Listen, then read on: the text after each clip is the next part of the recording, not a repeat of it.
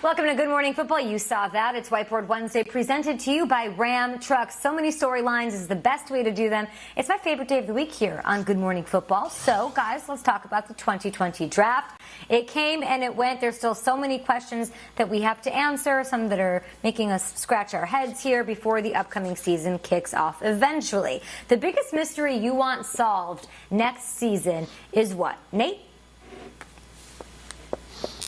All right, I'll jump right in, and I just want to know if DeAndre Hopkins is going to look as good in this offense as Cliff Kingsbury set up. I know we just came back from a commercial break, and we were talking about how Cliff Kingsbury looks so good on draft day.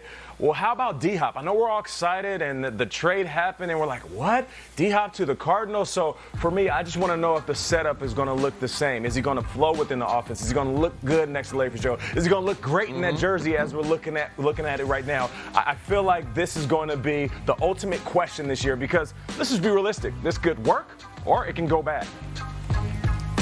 And there's your obligatory shot of Cliff Kingsbury in his mansion. We've only got it in once this segment. We have to get it in another time, I'm sure. I love it. Let's go with this one here.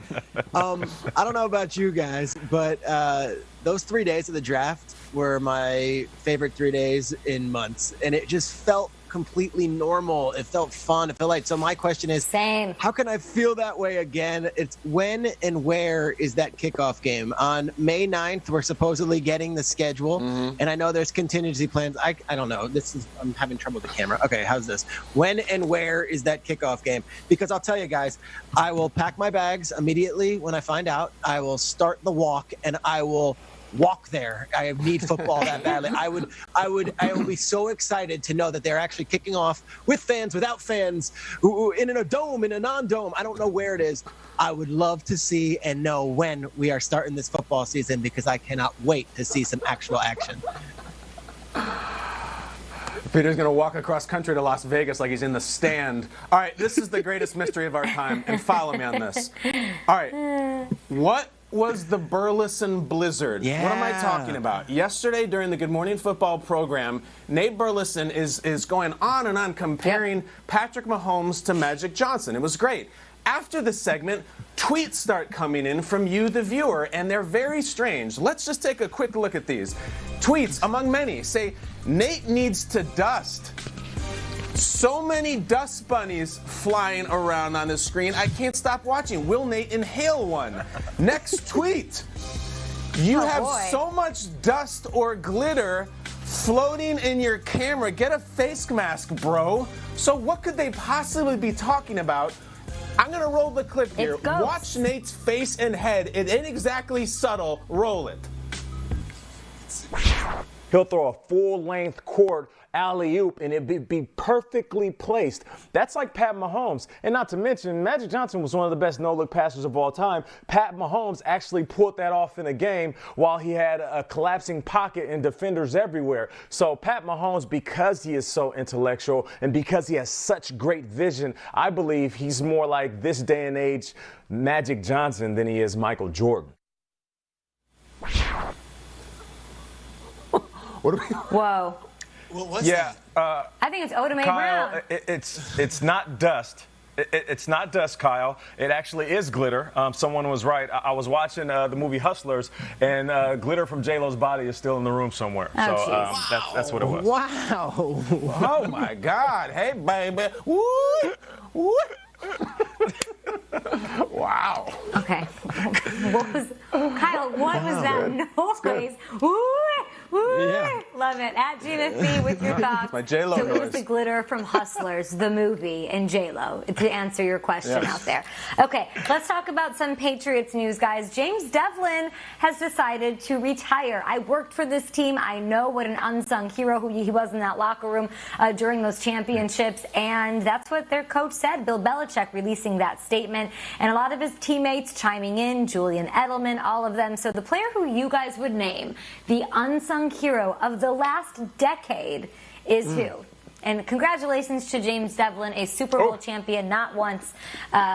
So congratulations on a brilliant career. All right. Wow. No doubt about it. Okay, James Devlin's a beast. Another guy who is a beast, Ryan Kerrigan. And I know you're saying, Nate, it's kind of random. It's not really random. He's been in the league since 2011, and he's sitting behind Von Miller, J.J. Watt, and Chandler Jones in sacks. So just think about that type of production. My dude is averaging like 10 sacks a season. The level of consistency, all we do is we see him flexing after making play after play, year after year. Yet, he's only went to 2 playoff games. He hasn't won a playoff game. He's just one of those individuals that will put up stats, but he doesn't get the love that he deserves. So Ryan Kerrigan, man, I see you. You're an absolute monster. I've always appreciated your game, so I wanted to show you some love, man. Unsung hero. That's great. He's in that 2011 draft class with Von Miller and with Cam Newton and AJ and Julio. You never hear Ryan Kerrigan's name mentioned. He's been true class and really good. Speaking of those wide receivers, AJ, Julio, we always hear about Calvin from this last 10 years. And, of course, recently DeAndre Hopkins. How about Doug Baldwin? I think Doug Baldwin doesn't get any love. I think that Doug Baldwin, one of those guys that for year after year, they're like, the Seahawks have no wide receivers. They have no one to go. And Russell Wilson would find a way to hit Doug Baldwin in every big play, and Doug Baldwin was all over the field. Playoff games, a Super Bowl victory. Doug Baldwin, a guy that gets no recognition when it comes down to great wide receivers of his generation, and I think he deserves to be in the conversation. He's not going to the Hall of Fame, but if you're talking about Seahawks Ring of Honor and great Seahawks from that amazing era where they went to the playoffs under Russell Wilson and Pete Carroll, Doug Baldwin's right there at the top of the conversation.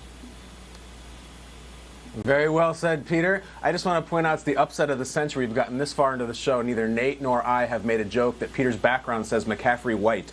My underappreciated guy right here. Guys, we know him. We love him.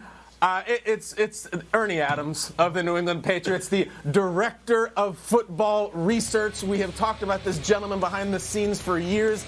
Somewhere down in those candlelit Phantom of the Opera catacombs beneath Foxborough is Ernie Adams' chamber, by which he is tasked with finding small little loopholes and byways in which the Patriots can continue to win and find all kinds of undersized skilled players and slot receivers. Can you even imagine now the task placed on Ernie Adams' desk for him to get a scrap of bread and some water? Now that Brady and Gronk are gone, he's never been busier, and they wouldn't have the titles this decade without the man in the catacombs, Ernie Adams. I just love how you can't even see anything Kyle writes. It's just the straight light on the whiteboard. Yeah. I love our show. I really do. Another guys, you talk beautiful. about Ernie Adams a lot. You know who else we talk about?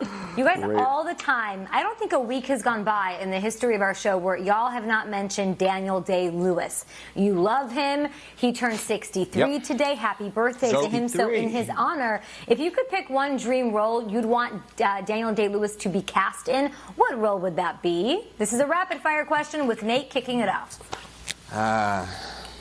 All right, I was looking at one of his movies, and I want to keep it football related. I'll go Life of Pat Mahomes, Last of the Throwhekins.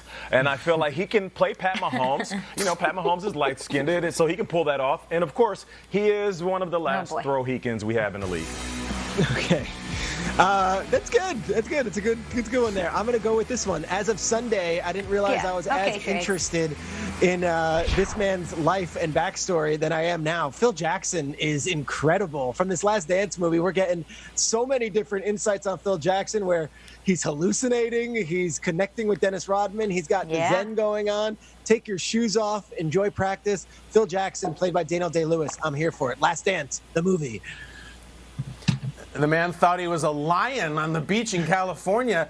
And speaking of large predator cats, and the Oscar goes to Daniel Day-Lewis for his portrayal as Joe Exotic, a.k.a. Joe Maldonado Passage. He would do it. He would spend 5 years as a large cat wrangler. He would get the Alabama, Oklahoma accent, the blonde mullet. Sam Rockwell would play Jeff Lowe. They'd all win the Oscars. I know Tiger King is about 5 weeks stale right now, but the movie would kill. That'd be great. It would, and we didn't really have our moment to talk about Joe Exotic. So on that note, all you cool cats and kittens, we will be back with more Good Morning Football. That's Whiteboard Wednesday, presented by Ram Trucks. We have a lot to talk about. Let's talk about the most versatile players in the league after the 2020 NFL Draft. Taysom Hill, of course, just got broke off. He is settled there in New Orleans. Who's the next versatile, do-anything player to become an NFL superstar?